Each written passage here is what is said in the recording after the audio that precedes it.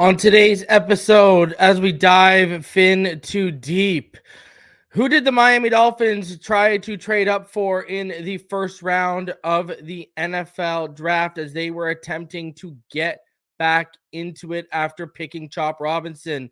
We will talk about that. Also, what are the top needs for the Miami Dolphins post-draft? Plus, we'll talk about what our biggest surprise from draft night was.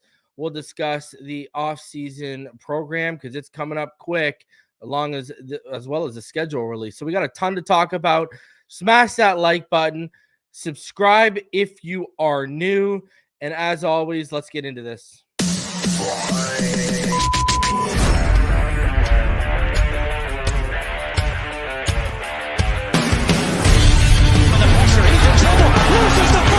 Touchdown!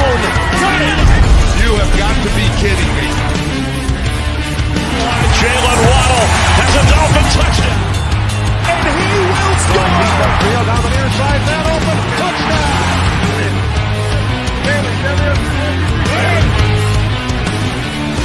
The run from Tua Tagovailoa. Touchdown! He's going deep. He's got it over a touchdown again. Touchdown!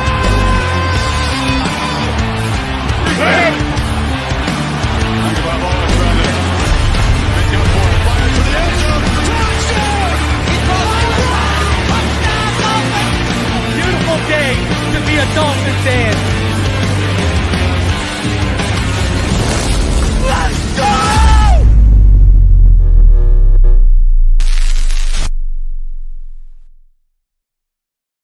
You're listening to Fin Too Deep. Tua back to throw. Blitz coming. They get to him. No, he takes off running. And he's in. Touchdown, Miami. With the sixth pick in the 2021 NFL Draft, the Miami Dolphins select Jalen Waddle. Giving you unfiltered, informed, and controversial takes on the Miami Dolphins and the NFL Draft.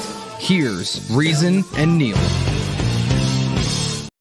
What is good, Fit Nation? What's good? It's your boy Reason, and we're back here for another one, and I'm joined by Neal Driscoll as we dive fin too deep. 4 days out of the draft, and as we start to head into the kind of lull before we get into OTAs and training camp and such. So how you feeling a couple days removed from the draft, Neal? Well, first, we're hitting 90-degree temperatures here now, so it's not my favorite time of year. If I start sweating before 9 a.m., it's just not fun for me.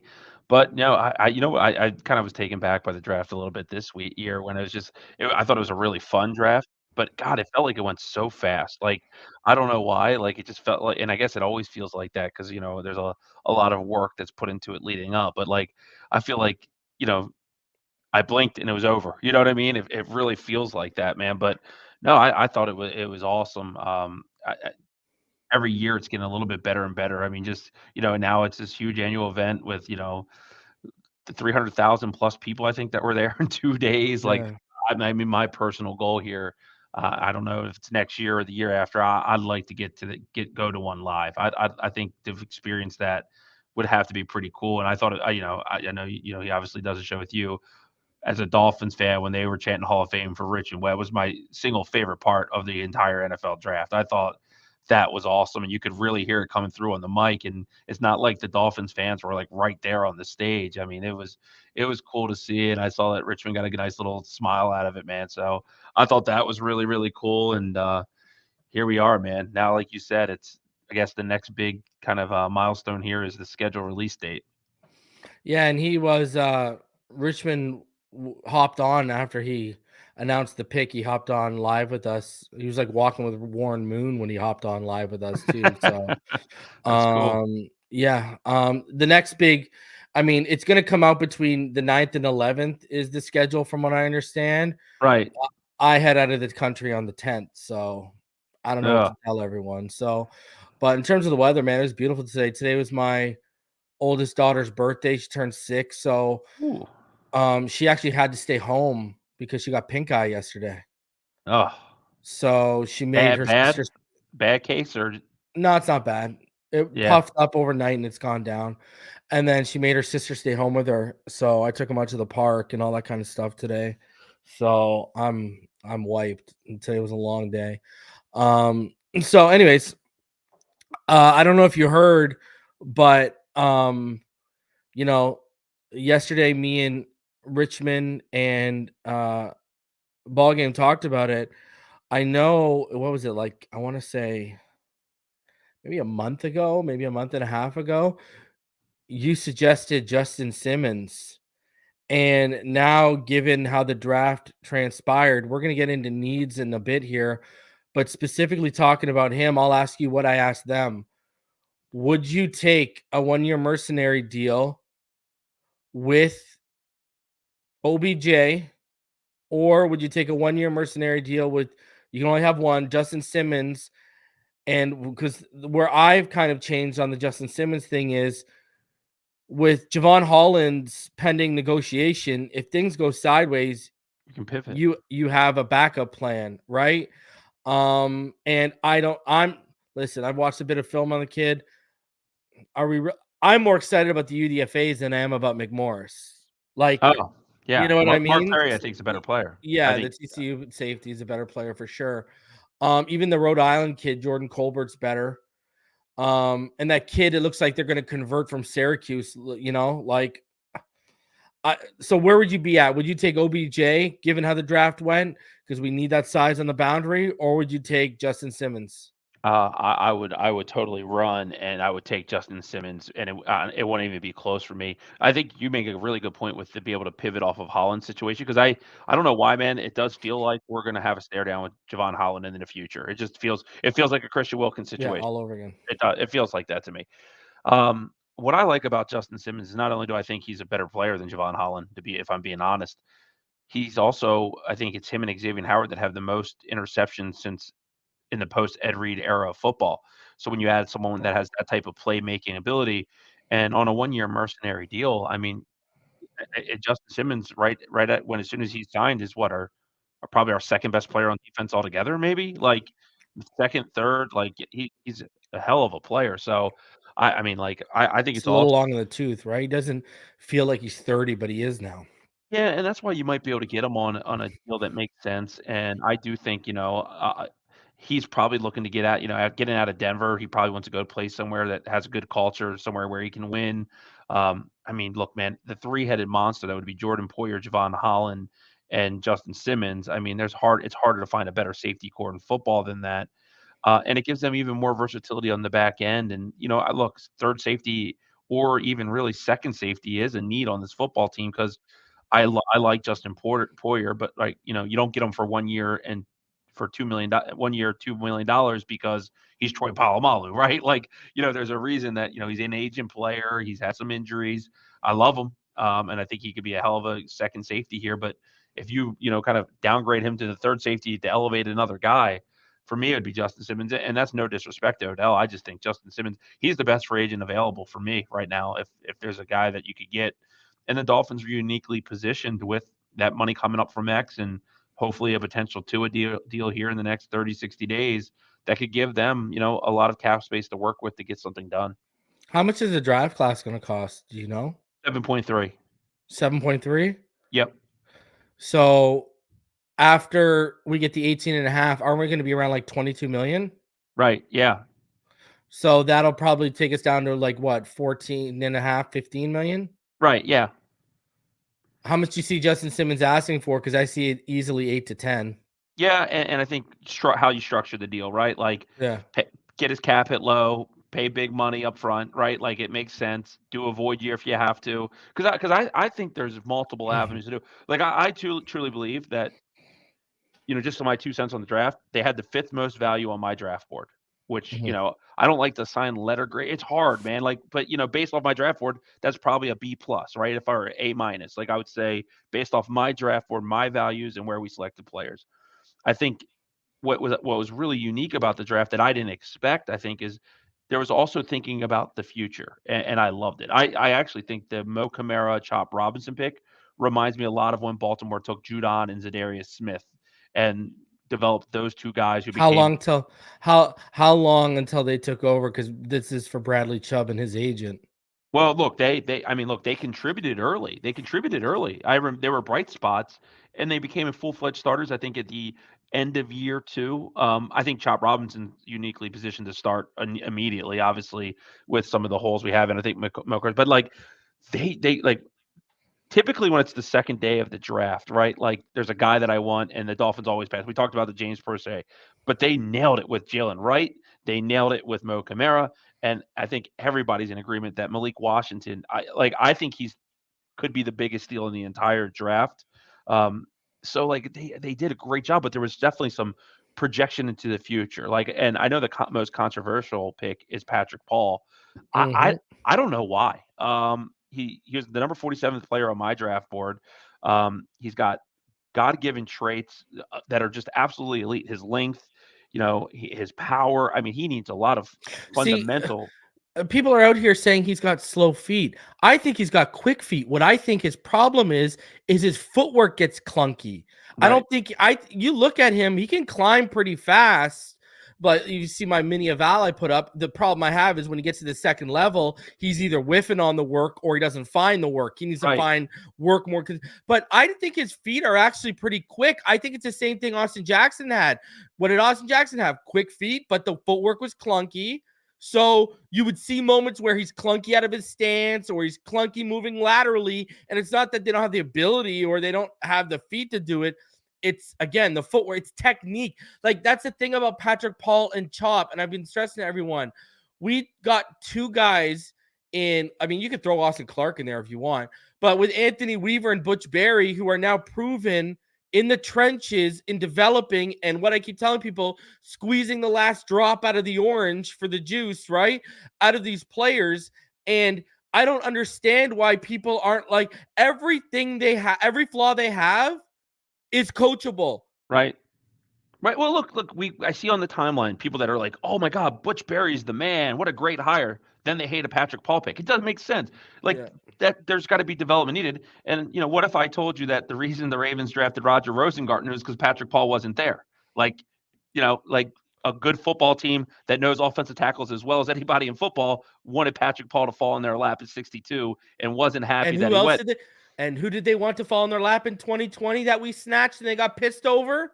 Who was that? I forget. Robert Hunt. Yeah, remember? Robert Hunt. You're right. So they took J.K. Dobbins to stick it to us. Remember when they already had running backs? We had Raekwon. Right. Yeah, because they knew we were targeting him, right? And they stuck it to us with the J.K. pick because they knew we were targeting him after the Robert Hunt pick, and we took Raekwon Davis instead, right? Right. I view Patrick Paul like how it used to be with NFL quarterbacks when you would draft him for a year and let him develop behind a guy. So, it's amazing of a situation because Teron Armstead, it knows he's leaving, right? He knows he's leaving, right? So he, as the pro that he is and the leader of a football team, is going to get his backfill as ready as possible, right? And he's already working with Duke. And I'll be honest, man, Kendall Lamb flirted with retirement, right? At a point this offseason. Let me ask you about Kendall Lamb. Sorry, I got to cut you off because that's a discussion on social media, and I want to get your thoughts on it. First of all, Hallie D says, love the show, man. You guys are the best Dolphins informers on YouTube. We had a solid draft and got some good values at the right spots. I mean, we were the first platform. I started the Chop Robinson train. We were the first platform telling y'all midseason Chop Robinson, right? We can get into all the picks, but we were ahead of everyone on a lot of stuff. My thought, okay, what do you think? Where are you on this then? Kendall Lamb, okay, Teron Armstead's injury history. I don't think it's a lock. Like, people are assuming that Kendall Lamb's just going to step in and be the backup because absolutely not. What if Teron doesn't go down to what if he goes down from week 9 to week 14? That means he's got training camp and 9 weeks of the regular season for a 5. I think Patrick Paul is going to get reps. What do you think on the whole Kendall Lamb, Patrick Paul thing? As much as I think that Patrick Paul needs refinement, that's the word I think. He needs refinement, right? Yeah. I think he can play early. I think because what I see in a lot of his pass sets is that when his technique is good, he can be dominant. And we talked about, and we are literally starting to write down players we talk about in what show because we want to be able to reference, because we talked about Patrick Paul last draft cycle We talked about him last draft cycle as a guy that I had in the first round. I just think it's crazy. And, a lot of the stuff I see is like, well, I didn't know who he was. And Daniel Jeremiah had him at 120. Man, a lot of this is scattered opinions across the thing on the consensus draft board, which is compiling 120 people's rankings on one board. He was a second round pick. So the Dolphins got a guy that has elite length, unbelievable traits, of unbelievable dedication. He wanted to be a Dolphin. How do you not get excited about a guy coming in who wants to be that guy to learn behind Teron Armstead? And when we get to this, because here's what the thing is, And doesn't Teron work with Duke too? Right. And Austin Jackson. And it's like, so it's, for me, here's the beauty of this, right? Is that left tackle is the hardest position to find besides quarterback in football, period. Like, that's it. True. The going rate, position. Right. It's going to go 25-30 million a season for good to great tackles. To get a year ahead of it early, where Patrick Paul is probably not going to, I think he will play. He's probably not going to obviously be a bona fide starter year one. Yeah. No. I'm so tired of this philosophy when everyone's coming here saying that teams need to draft off needs. The best drafted teams in football, Ravens, Patriots, Steelers, Eagles, they don't draft off need. They Neal, take the best player available. What were we telling people for, pardon my French, for fucking months? Right. What were we telling these people? The only one we were starting to come to terms with was Graham Barton because he could play offensive tackle. But we were telling everyone they're not taking interior offensive line, and it's going to be OT and edge at 21. And what happened? Their first two picks were OT and edge. It wasn't even 21. And I really believe if Fatanu was on the board, that would have been a tougher pick for them. But listen, I said that I thought they had Chop top 15, top 18 rated. I don't know if you saw Mark Kelly tweeted out that he talked to an AFC executive. They had a top 12 ranking on Chop. We were trying to tell these people. And then you see, that's another thing that frustrates the hell out of me, Neal. All these people hate the pick because either they hate Greer or they didn't get Jackson Powers Johnson. They didn't get the person that they kept mocking, that they locked themselves into without listening to people like me and you who understand the draft, who understand how this team drafts, and are telling y'all they do not value interior to that level. Right. Well, look, man, and that's the thing. Like, I think you're 100% right. And I think a lot of fan bases are guilty of this, but I'll be honest. I think the Dolphins fan base is the most guilty of this, zeroing in on one or two players. And if it doesn't work out, because I'll say this, I think if Chop Robinson and Troy Faltano are on the board, they're going to take Chop Robinson, actually. I do actually, too. I said it's a tougher decision. I didn't say they would take Faltano. No, I do. And when we talk about Chop, because I haven't really on our forum really talked about it. Go ahead. He was my 22nd player, and he won 21 overall. Yeah. My wife went to Penn State. I watch more Penn State than I do. I watch more Chop Robinson than any prospect in this draft. My concern with Chop, I'll be honest, was that it wasn't a year one impact, right? That was it. Mm-hmm. But he does have the feel to me. The aura right now of him is that I feel like this dude's going to be special. I'm actually calling this right now. I think he wins Defensive Rookie of the Year this year. I'll put that out there. And here's a few of the things. I think he's the most explosive athlete the Miami Dolphins have ever had in their franchise history. I'll start with that, right? He comes in at a big position of need. Man, the way this dude clamored to be a Miami Dolphins in those videos that we're going to see on that Hey Rookie, whatever the hell that NFL Films thing is, if that doesn't give you goosebumps and make you immediately fall in love with that type of player, like, I don't know what will. I don't think he's an edge. I think he is going to be Anthony Weaver's chess piece. And that's why, like, you have to think about line him up everywhere. How you view him. Right. And he was on my board of players that I did for the Miami Dolphins, right? Exclusively my 9th player for the Dolphins, because I believe in Anthony Weaver so much. And the reason I'm making a claim that I think that he can win Defensive Rookie of the Year is I think he's going to get playing time. And once he gets it, Bradley Chubb is not coming here and going to take it from. They might rotate, but Chop Robinson's not all of a sudden going to be on a milk carton because these guys come back. I actually think his upside is going to be even a little bit higher than Jalen Phillips here. And I've really started to dig in a little bit deeper, right?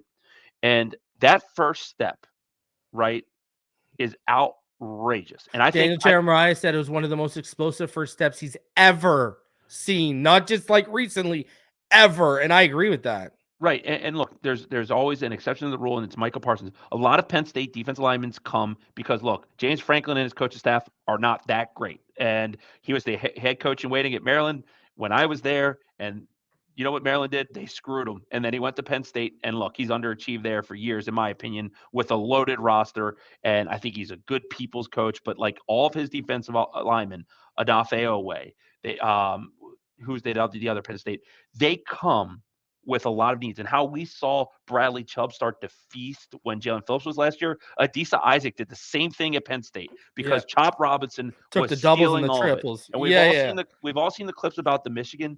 The best team in college football couldn't find a plan to stop one player, so they adapted. And you're a defensive coordinator. Who are you? And Jalen Phillips is back week 1. You're scheming for Jalen Phillips because he's already proven at the level. You're not scheming for Chop. Right. So Jalen Phillips and Shaq Barrett on the other side are going to be taking on the doubles and the triples, and you're going to have Chop. And that's another thing you said about a chess piece. People don't realize he's 254 pounds, but what we're talking about right now is first step and his explosiveness out of his stance. That's going to allow them to, line him up over the nose or shading the shoulder of the center, because that get off, the center was snapping the ball, you're already behind. And buddy, that guy's gonna be boom right through. And he's only 21.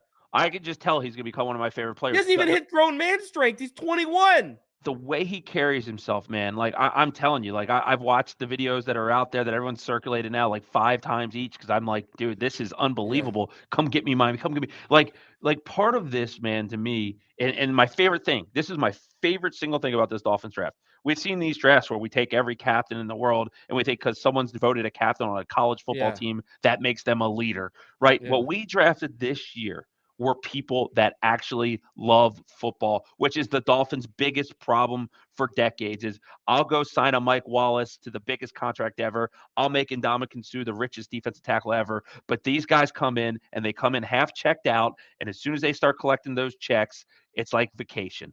And we have young guys that are underdrafted with a lot to prove, that have a passion and a commitment that's going to be great. Yeah, that Kamara ain't happy, eh? Oh, where dude, you got drafted. and it's funny because I can make a case literally for every player pick that. First of all, I think that every single pick every player we draft is going to make the roster. Yeah, the only pick I didn't like was the McMorris pick. I'm sorry, I didn't even write Patrick McMorris down because I forgot about him. Like I agree, it should have been Christian Boyd in my opinion. Whatever, you know what I mean? Or you could have gone for your boy Bo Braid, or you could have gone for Trey Taylor. Trey Taylor was still on the board. There was and Josh Proctor was still on the board. There were 3 safeties I would have taken before that clown. Yeah, Sorry, look who signed Bo Braid. Freaking the Ravens go in their backyard and get them. But did you see the Ravens locked up for their draft picks today too? Yeah. Including Nate Higgins. They don't mess around. Damn. Yeah, well, and I think it's good. I think we're going to wait to post you. But, you look at this whole draft list, Jalen Wright to me. We've talked for 2 years about finding that running back. The reason we wanted to trade for Jonathan Taylor, and, I'll be honest, I was a little pissed when it didn't happen. We might have just got a little bit thicker Jamal Charles here. And the combination, and we love Devon Achane. He's we should put him down on one of our logos here on the screen because we've been such big fans of him. I actually think that Jalen Wright is going to probably be the primary bell cow with Achane. They're kind of have a weird split, but lightning. Jalen Wright alleviates my concerns about Raheem Mostert's injuries at the end of a season, because I'll be honest. I think when it comes week 15, Mostert is going to be a fan-friendly team, but he's going to get a lot less carries than we've seen in the past, because Jalen Wright, it was when they traded up there, right? When they came back, I was like, who the hell could it be, man? And, I'm like, we're standing on the couch. We're freaking fired up because the Dolphins come back on the clock. And when it was Jalen Wright, man, I do my own work. There's people's work that I trust, and there's people that I trust that had him as the best running back in this draft. And I thought it was just an absolute home run pick. Mo Camara, maybe the biggest steal in the draft. I've seen a lot of comps, because he plays at Colorado State to Shaq Barrett. I actually see a young Matt Judon coming out of Grand Valley State, and that's what I wrote with my notes. We're gonna be talking about Malik Washington a lot over the next year. Someone actually bet me on Twitter. They took the bet. Someone actually bet me $100 that Malik wouldn't make the roster. I'm like, are you crazy? Yeah. Hey, send that bet to me. I'll take it too. I don't think he's after he saw all the people liking me except me put down the money. I don't think he's gonna bet anyone. I think he realized he messed up. The Dolphins could have taken Malik Washington in the 3rd round, and I would have been great with the pick. Like, just being honest. Like, I think Yeah, he's a I'll be beast. honest. I don't know how much, and I'm not going to be poo-poo the idea. I don't know how much we need a veteran receiver right now. I really don't. I think that it's a nice to have, not a need to have. Maybe they want some leadership and some veteranship. A guy like, I'll say this about Odell. He'd be great for young players like Malik Washington and Taj Washington. He was great in that type of role in Baltimore with those young receivers. So maybe that is something that makes a lot of sense. Dude, Taj Washington in round 7, he's probably got top 3 hands in this draft. I think he's got it. I think he makes bold prediction. I think he makes I've already said this, but I think he makes the roster too. Yeah, I really if you're a real Buddy. estate agent, This guy up here, oh, he's a smart player. holy buddy, Caleb. Oh my god, you know how frustrated I would have been as a. This is one thing I don't like about him, buddy. He will go off structure just for the sake of going off structure, but Taj, his way of finding the soft spots or flowing back and getting open and then taking an angle and being gone, he's so smart, man. Like, he's just so smart in space. Like, Well, I think he makes the team, bro. But dude, here's what's funny. Here's what's funny, right? Like, you watch Caleb Williams. He's, the guy that is going to be the number 1 pick in the draft. I've watched, since he got at USC, I watched him at Oklahoma. You watch his film and you're watching, and when you're scouted, at least when I'm scouting a player, I try to look at the peripherals. I try to see other people in the field. That's how I come up with future draft list. And when I'm watching a lot of his passes and I see receivers catch the ball, I'm assuming a lot of it was going to be Brendan Rice, right? Like, I just assume because of Jerry Rice's kid, all the billing. They also have, what's his name? Is it the guy Branch, who's going to be a 1st-round pick whenever he comes out? But, like, man, Taj Washington was the most sure-handed, reliable guy of the bunch, man. And, like, I think he can be a return man here as well. So if I was a real estate agent in Miami, I'd be calling the Craycraft family, maybe even the Barrios family, and then seeing if they want to put their houses on the market, because these young bucks are going to come here and the fight for pressure's those on spots. a comma, bud. Right. Holy Oh, jeez, you better be healthy and perform or you're gone. Right. And look, that's great, man, because, like, I'll go back to this thing of need. One of my favorite picks of this whole draft is Cooper DeJean, right? DeJean to the Eagles, round 2. Howie stole again. Right, but is that a bad pick? They literally took a corner in round 1, Quinion Mitchell. No, because they're going to shift them around. Right. Like, they're like, dude, this guy's way too good for us to Dude, pass that's on. why Cooper fell to the 2nd. I kept trying to tell people. Cooper fell to the 2nd because he is not a cornerback on the NFL level. He's a safety. And what happened? The safety run did not start till the 2nd, right? If safety run started in the 20s, Cooper would have been off the board.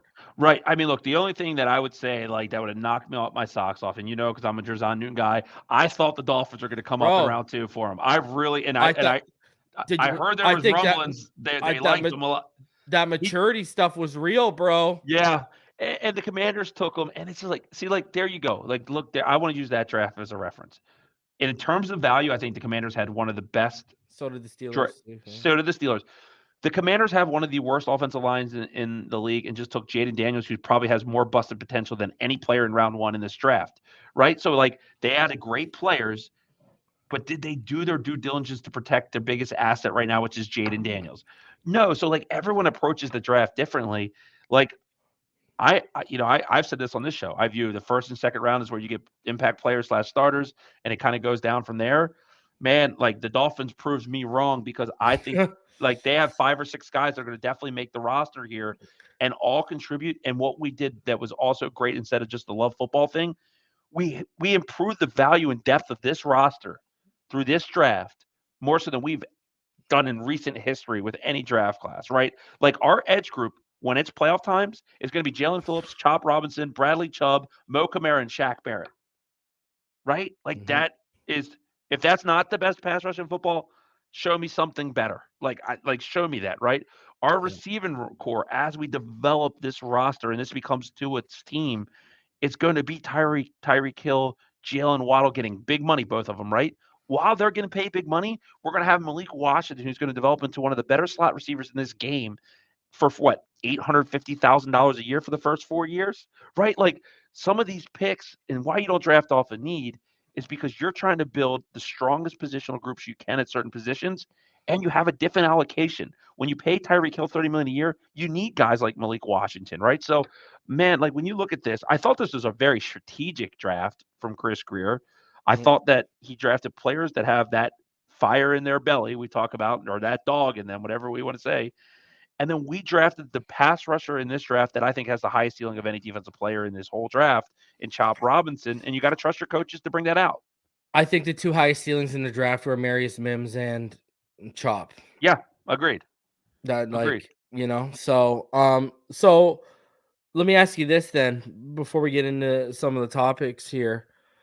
What was your biggest surprise of the draft? Because for me, it was, I know people are going to say Penix, but for me, it was the 14 straight offensive players off the board. Yeah, that 14. That's never happened before. It was like a fantasy football draft, right? Like it was. It's felt crazy.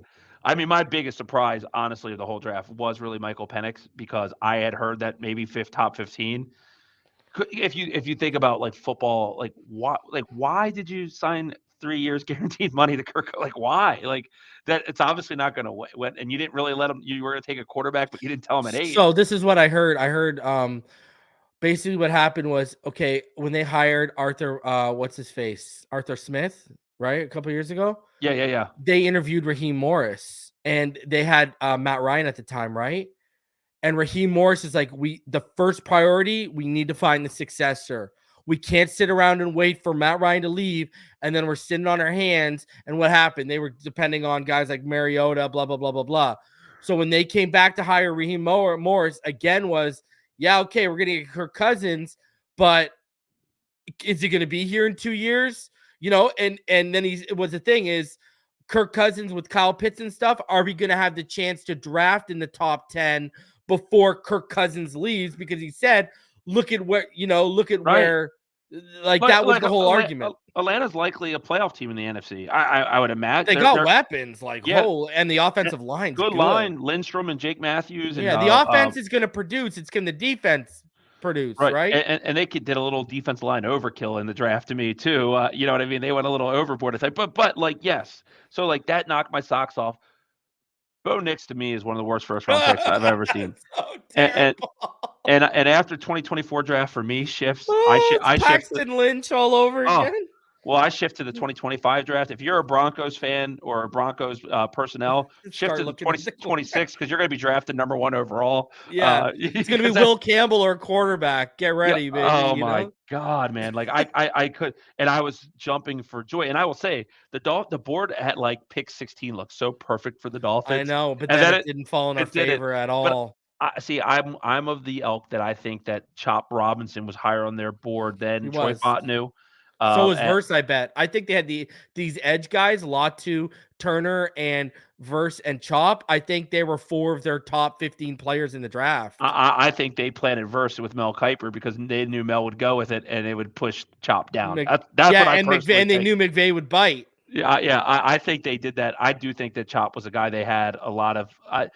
Look, dude, if you see, here's one thing that I don't have access to, right? Like, I don't interview these players. I don't get to see them. I don't get to talk to them.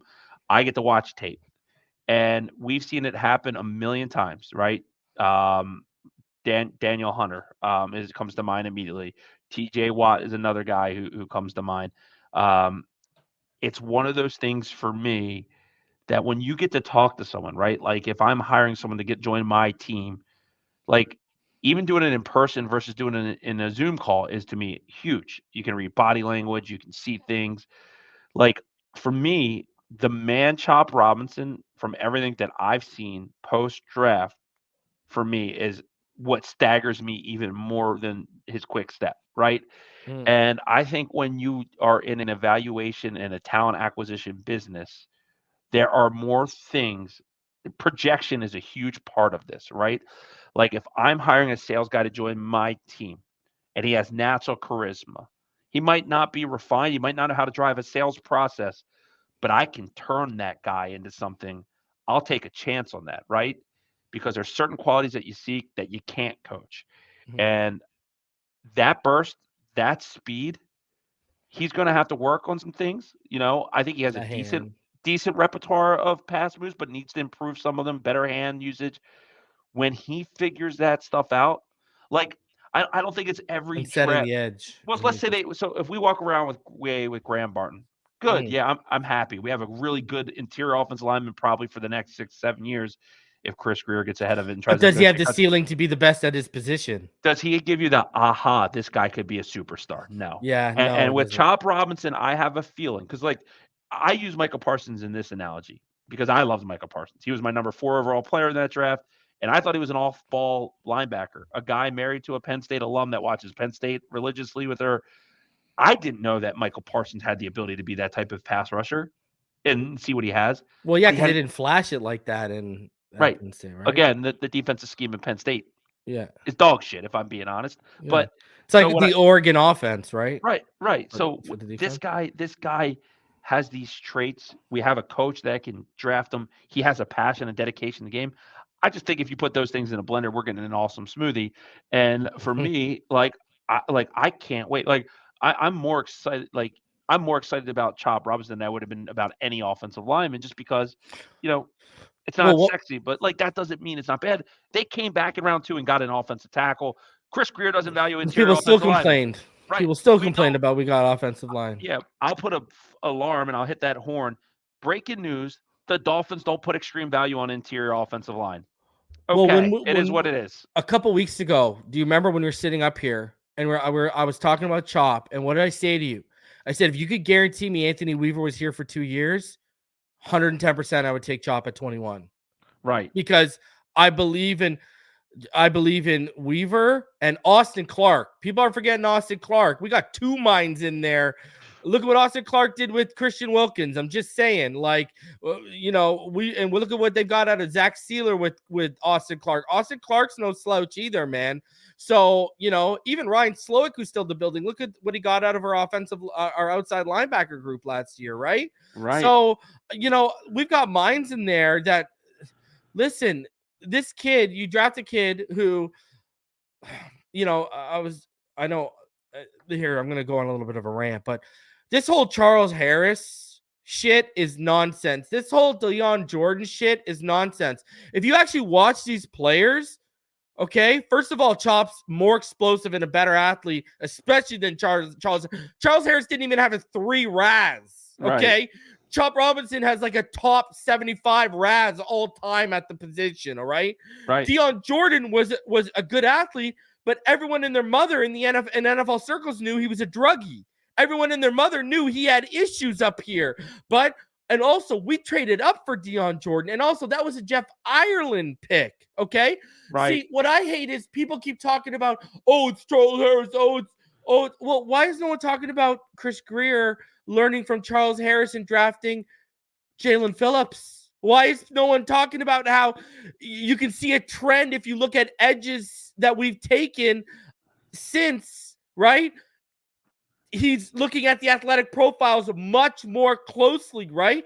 When they're spending high value picks. I mean, like the first 2-3 rounds I'm talking about, not someone you take in the 4th or 5th. 100%. I'm talking about the first 3, right? Like, so you look at it, Greer's learned from his mistakes when you actually look at it. And I hate that people keep talking about, it's just Charles Harris or, it's Dion Jordan.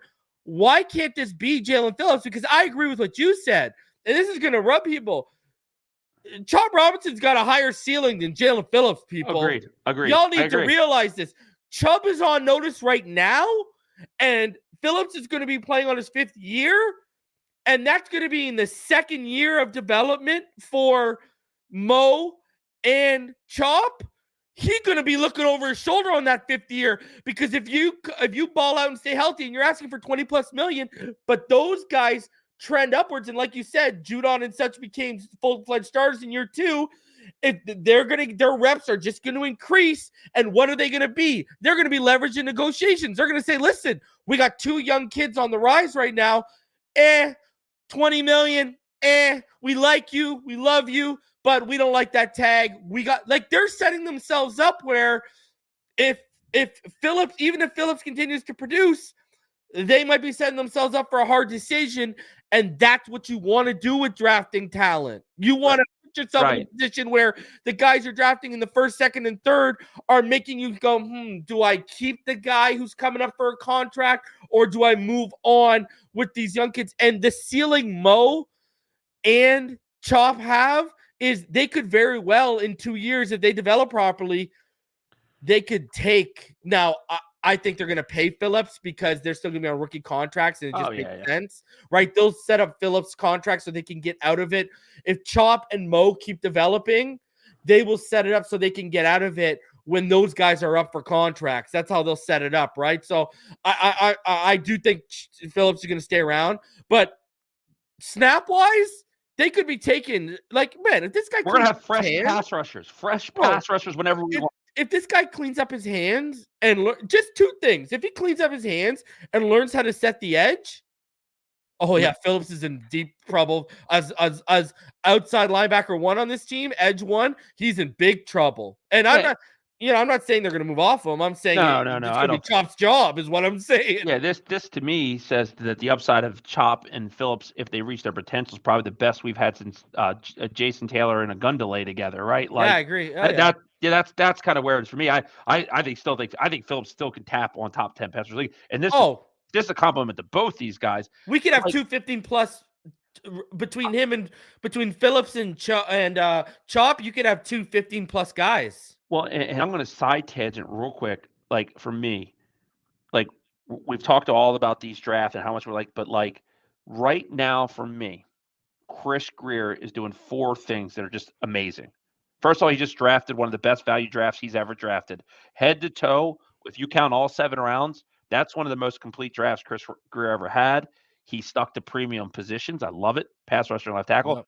I will say that because for all those people that point to the salary cap, to go find an elite pass rusher is going to cost you $30 million. To go find an elite left tackle is going to cost you $30 million, right? And I'm not saying either player's elite yet, but that's how you build elite talent, right? Mm-hmm. He paid attention to the comp structure. Everything we operated in, the talent he was able to add to this roster this year, doing so with keeping 2 third-round compensatory picks was masterful. Trading next year's 3 up, which in a 3rd round next year is not as strong as the 4th this year. Knowing you have another 2 in compensatory form has allowed you to get Jalen Wright, get ahead of a need early. Brilliant, brilliant move. What he has done with the salary cap that looked disastrous. Like, do we know now that we can next year cut Bradley Chubb June 1 and save $20 million? $22 million. Yeah, I went over the numbers. And you could get out of Tyreek next year too. Right, and you don't and you can keep the core. You can keep all 3 of the 2021 guys. Right? Yeah, you save about $45 million if you get out of Tyreek and Chubb, and you take about 19 million in dead cap. Yeah, and then they didn't pull the bullet chamber and restructure Tyreek. So if they want to do that, they can do that next year. And there's so many ways. And if they, I don't know if you heard, but Big O was out yesterday saying that he heard that they're fed up with Tyreek and they're giving after this year they're off of him. So I don't know. I can't. I put in some calls. I'm gonna get some info back, but that's what he was out here claiming. So I mean, and it is curious because one of the things me and you were talking about were restructuring him, and that's because we were hearing rumblings about the restructure, and then that talk died and went away. Well, yeah, and I was even hearing new deal, like new money, and stuff, and it did die. And look, man, I think it's a big look. I think he's the best player to wear the uniform since Dan Marino. I'll say that because I know that people will be like, "Oh, you hate." You got to be careful what you say, man. With that said, I'm frustrated with him because when we always want to throw the blame game at Mike McDaniel, at Chris Grier, at Tagovailoa, we never throw it at Tyreek in the big. I do. Yeah, I do. Well, and that's where it's like, and I think he's marvelous. And I honestly, I hope we keep Tyreek for 2 more years, and then I think we can get say that $45 million, that big number, right? When we get out. But with this offseason, the distractions were a little much. And it looks like he's back to being Tyreek, the guy who's working his ass off, giving him everything he has to this organization, which I love. But man, I do think a part of this has to start being all about football and not your game and tag, not Greg Lips or whatever the hell he said. And some of this has to be about football. And I'll tell you this, 2 days later, and I know he's an athlete and this is his craft. And 2 days later, I was still pissed about that damn game against the Chiefs. So and I'm a fan, right? So I don't know. I think a lot of it, but Oh, thanks for reminding me. I told all you watching right now, did I not tell you they would not draft Xavier Worthy? Thank you very much. Anyways, continue. Well, did you also see that if when Teron Armstead retires after next year, right? If they can label it a post-June transaction, they save another $12 million. Jeez. So they have outs now, and Teron Armstead's a hell of a guy. He probably don't care if he has to wait 2 months to get his money. You know what I mean? Yeah. So it's one of those things for me, man. I think he's done a masterful job of fixing the damage that could have been by being in cap hell, and really the Christian Wilkins and Robert Hunt letting them go was the start of it. And this draft is going to help alleviate some of that too. And this isn't this isn't me not liking Bradley Chubb. This is just no, it's not the football. reality of the situation. Right. An older injury-prone player is going out, and younger players are going to come in, and that's how football are built. They put it out in there for a reason, and they just doubled up on edge, and they didn't double up with a jabroni with the second edge. They doubled up with a freaking potential difference maker at the next level. Let me ask you this, all right? Let's get into this topic I want to talk about. The Miami Dolphins, they tried to trade back up into the first. Okay, we all know this. You, with your people you talked to in Baltimore, put out that they were trying to trade up to 30. 55, next year's second, and it was either this year's fifth in the fall or the next year's fifth. I don't remember, but it was 2 2s and a 5. Okay, I haven't talked to you about this, so I haven't heard anything about in terms of the player and stuff like that. But let me hit you with this. I'm fairly convinced it was for Xavier Legette, and I'm gonna tell you why. Why did the Carolina Panthers move up one spot? And it wasn't for the 5th-year option.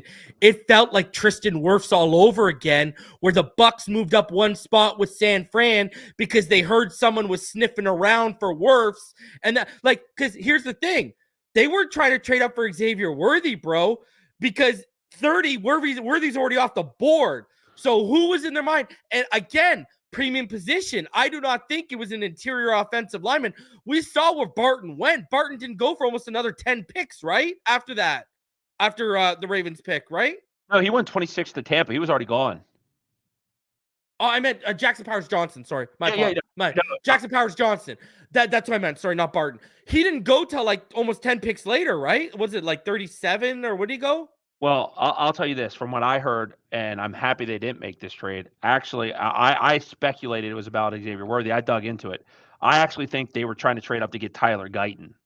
And he went to Dallas, right? 1 pick before it. Yeah. And I think what happened was that they had this trade that was in the works. And then when he went to Dallas, they pulled the plug. I think that's kind of what I was told. So I think they Tyler Guyton. He came in for a private 30 workout. I think left tackle was a huge opportunity for him. And like my draft board, I had Tyler Guyton at what maybe 6 or 7, whatever it was, and then Pat Paul of my board rankings, and Patrick Paul was the next guy they had. Obviously, he was the next tackle taken. For me, it was the same way, and I think it was actually. I had him 6th or 7th. I had 7th. Guyton was 7th. Yeah, so I think I had him at 7th, and then I had Patrick Paul at 8th. That's probably how I had it. So I think the move was actually for Guyton, where they were going to try to leave with him. And if that is the case, I'll be honest, I like Tyler Guyton. I don't want to trade future assets for him. I'm happy with Patrick Paul. Now, the reason I was going to ask you, because I have nothing on this, and I don't know if this is true. And I am 7th. I'm 7th after Ramirez. Okay. I don't know if this is true. I heard this on somebody's show that I listened to, that the Dolphins were trying to trade up early, right, for a player in the top 15 and not using pick 21 in this year's draft. Did you hear that? I didn't hear that. So it was somebody very credible. I'll figure it out. And something tells me that, man, and it was early. I think it was top 10. I have a feeling they were targeting Rome Odunze, actually. I had heard whispers that they liked Rome Odunze a lot. And that would make sense to who told me, who said it was somebody who's well known. I remember, and I wrote it down at my house, so I'll look. But I heard that they were trying to trade up in the top 15 and pick 21 was not going to be included in that deal. And I was just thinking, who the hell could have got them that intrigued? Because I don't think they would have done it for Troy Fontenot, because if it was, why wouldn't they have flipped the 3rd-round pick next year to move up to get him, right? I think at least to me, it was clear Steelers were going to take him when he was there. I was like, the Pittsburgh Steelers aren't going to pass up. And then I did think we were going to have a real good shot at Zach Frazier in round 2 too. And I didn't think the Steelers had the guts to go interior offensive line back to back, but they did. But I wonder who it was. I'll find out, man, and I'll send it to you so you can see, because I was like, who the hell did they want that high? And I don't. It could have been the only guy that I came up to the equation was maybe Latu, because nobody defensively had went wet yet. Gone, yeah. And he went, and like again, I thought another thing Maybe it was Bowers. Maybe, yeah, maybe. And I don't know about you, man. I for a second, when he got past the Jets, in my heart, and then he got past 12 because they took Bo Nix. Bro, I was shocked with Michael Mayer. I was shocked that they took. Well, look, I love him. I think it's actually the worst landing spot maybe for So do I. 5 hours period. It kind of sucked for a player that I like that much. Now, I'm surprised. And then Hayden O'Connell and Gardner Minshew. Oh, I know. Well, and then I also thought this was really surprising.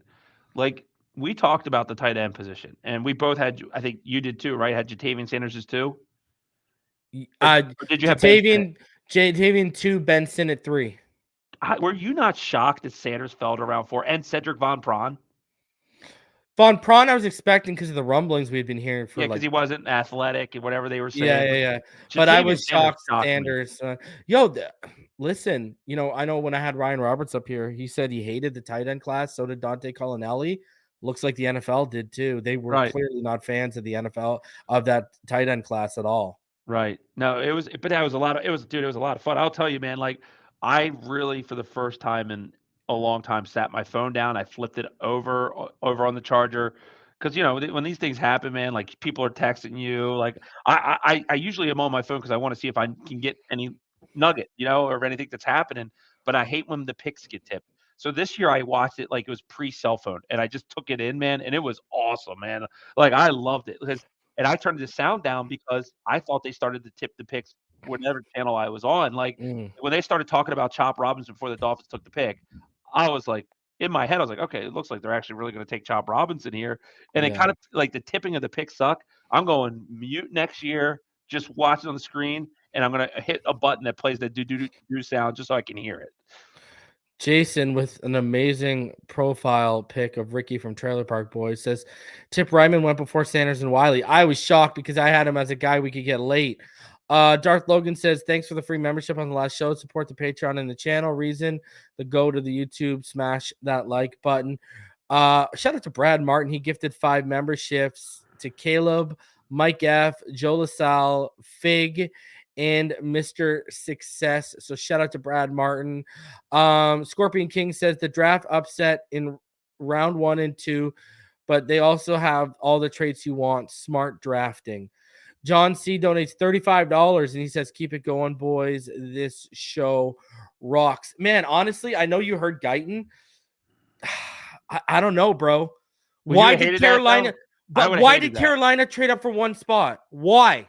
Do you think anyone else was maybe in Legette? I don't know. New England? I'm just thinking, like. No, the most needy team traded back, and that was Buffalo twice. Yeah, dude, I'll tell you what. See, that's what's making me think it was Legette. Like, that's why I legitimately think it was Legette. It honestly feels like Tristan Wirfs all over again. Now, if it would have been for Guyton, what the hell are you doing? That's what I'll tell you right now. And then you look at the profile of Legette.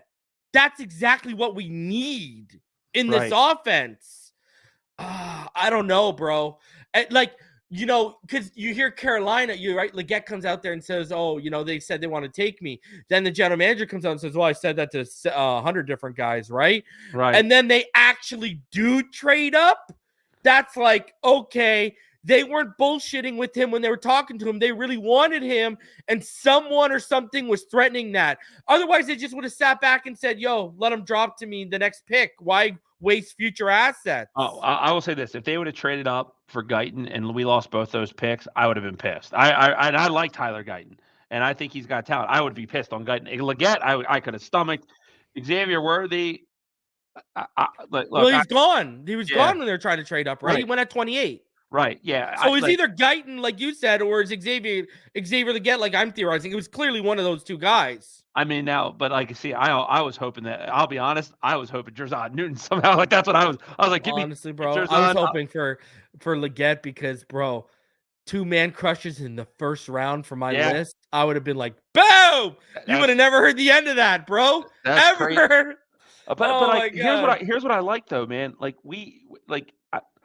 Greer was as aggressive as ever, man. He was working the phones, and I look, not like it takes two to tango. Like I've seen people like, oh, why didn't he trade up for Troy Fontenot? God, like where those picks were going because of what happened early. Teams were drafting players that had no business being there, like we've been saying on this show. Like because Bo Nix goes at 12, a third round pick player goes in round 12. It has huge collateral damage to the other picks that happen around him. Michael Penix going at 8, like that changed so. Yeah, that's where we all thought the first edge would go, right? Right. Like it was, and look, Dallas Turner going to 17. Like I'll be honest, I had Dallas Turner ranked higher than Chop Robinson on my board. I would have rather had Chop Robinson for the Dolphins than Dallas Turner. So like I just think that upside's immense. So like Yeah. I think it was an awesome draft, man. It sucks it's so far away. I mean, dude, I love Well, the see, draft. that's the thing. This is how I handle it, right? That's why you'll see my man crushes are not always one on my list.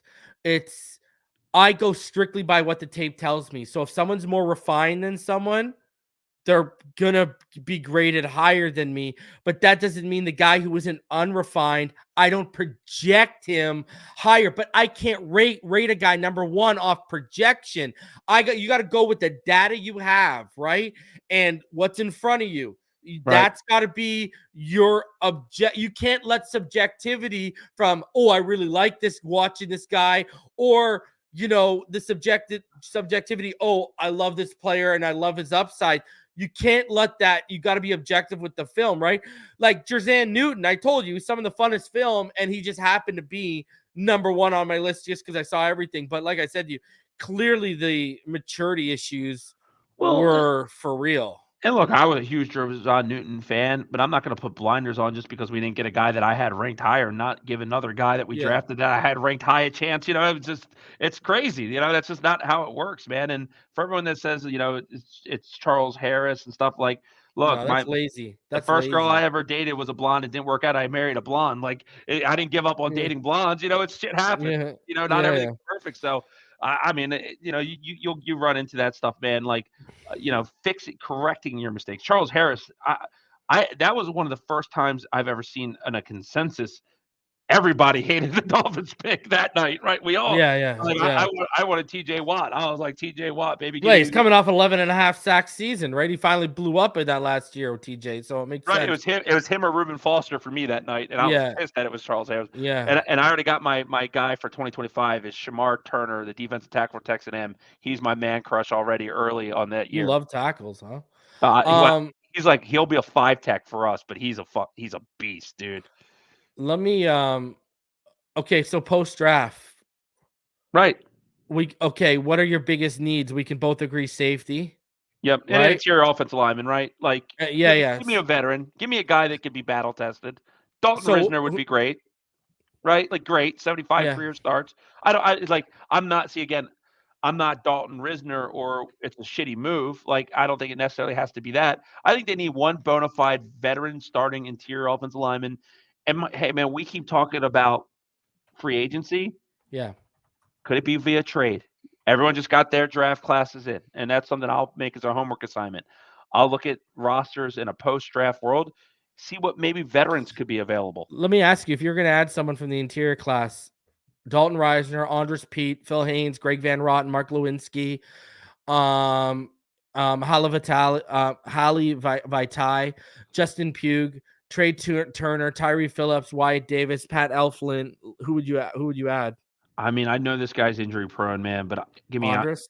Yeah, because I've seen left tackle, and I've seen him play at a high level, right? Like I've seen him, and he's gonna be battling Taron Armstead for who's on the IR longer, though. That's the only issue I got. But you know what's cool is that he's played next to Taron Armstead for a lot. Well, that's what I'm saying. Like, there's harmony there, man. Like in New Orleans, they used to battle for who would be on the IR more. But last year he stayed healthy, and I forget who it was got injured, and he ended up kicking out the left tackle. And I'm pretty sure he finished the season off at left tackle last year for them. Yeah, I mean, look, dude, I think they need to add a starter, a quality guy who could be a starter. Doesn't have to start, but it could be if needed. And I think they're going to sign an interior offensive lineman. So wide receiver a need for you, an X guy someone like where you at a boundary guy is an Yeah, X or Z? Like where are you at? Like is that over? Because Tyler Boyd, he's visiting what the Cincinnati? No, he's visiting the Tennessee Titans and what was the other team he's visiting? The Tennessee Titans and the Chargers. right. And Chris Greer even admitted, I think, to his own that he had talks with Boyd's agent during the draft. Yeah, yeah, Here's the thing. Give me the best 53-man roster, but I do view this time to fill needs as well, right? Like this isn't to me best player available. Give me an interior offensive guy. Look, if you can get Justin Simmons in here, I pivot. I don't really care. We'll do with the offensive line. I'm just being honest. Like, give me Justin Simmons and I'm happy. I, yeah. I think getting a guy like Odell would make a lot of sense still. First of all, I think he can help reel Tyreek in when Tyreek is, Tyreek puts a lot of pressure on himself. Sometimes you can tell there's frustration. I think a peer-to-peer respect with Odell Beckham is there. I think Odell does something different than our receiving core does. And look, man, it's all about building the best 5 for me, best 6.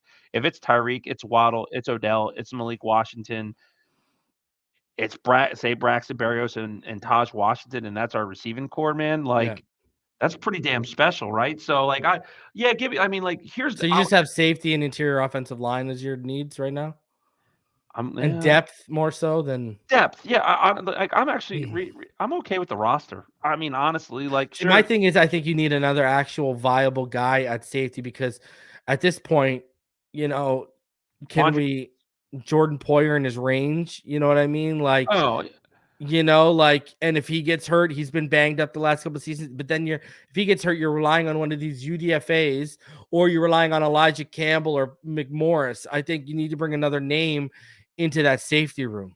yeah, and I think McMorris, when I say about all the draft picks, I think he's going to be a practice squad guy. He was my 18 safety, 17 safety, something like that. I don't have him as an NFL He didn't roster even make my top 20. Yeah, I don't think he's rosterable. I think they need a veteran safety, and Simmons high end, Quandre Diggs. I think a lot of people would like Quandre Diggs here. There's other guys out there, man. I don't have it lit in front of me right now, but there's other safeties that are out there that make sense. They need one more guy that has the ability to do it. And I see in the chat someone said that Justin Simmons ain't come here because he's going to get a fat 2-year contract. If so, why hasn't he? Exactly. Right? If so, why hasn't he? Like I wouldn't be surprised if they've talked to him and told him to wait around till the money clears up. I really wouldn't be shocked because I keep looking at how they've addressed safety since free agency through the draft. Talk about one position they're not taking seriously right now. Right. Well, look, reason is Justin Simmons a Chris Greer move. Yeah, and I think a Weaver would love him. Yeah, it's a Chris Greer move. Splash. If you look at it, Javon Holland's on year 4 of a rookie deal. Jordan Poyer's only making $2 million a year. Elijah Campbell's making 1.7. We have invested very minimal cap dollars wise in Justin Simmons, and offensive line is definitely still you can get Justin Simmons and Dalton Risner with $18.5 million. You can get both of them. It doesn't have to be either or.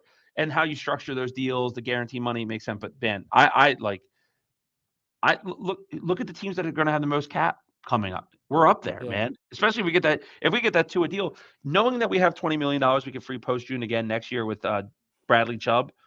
I was of the mindset before, like it's okay to carry $15 million over into the season.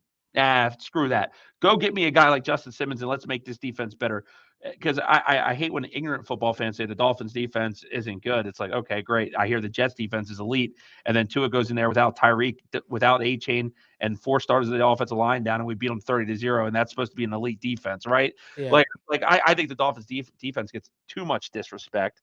I actually think for the Dolphins on the field are going to have a better play caller on the defense side of the ball for their defense, where I think Anthony Weaver's the more modern day coach that's going to be agile and adapt in his philosophy where, we had a curmudgeon.